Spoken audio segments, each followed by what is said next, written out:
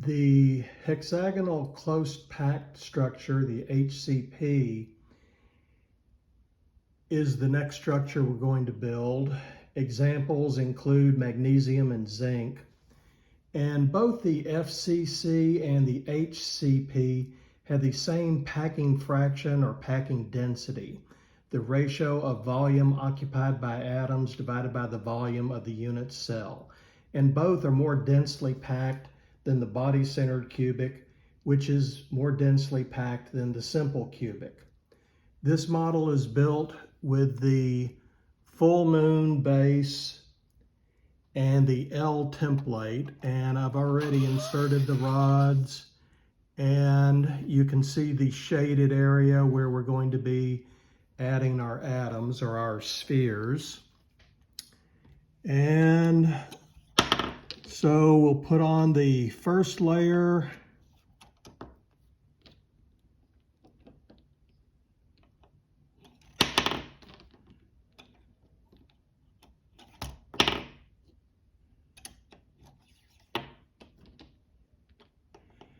Now this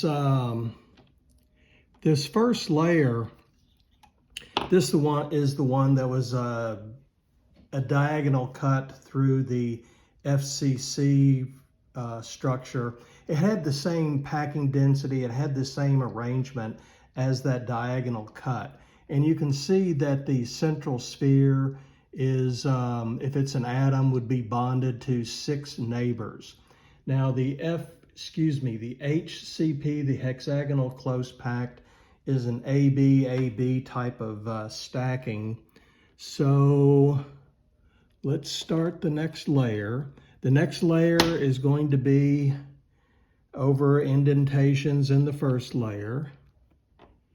And by the way, let's see, you've got the hole in here, like say in an ionic compound, typically the anions are bigger than the cations. The cations are going to be fitting in these interstitial holes.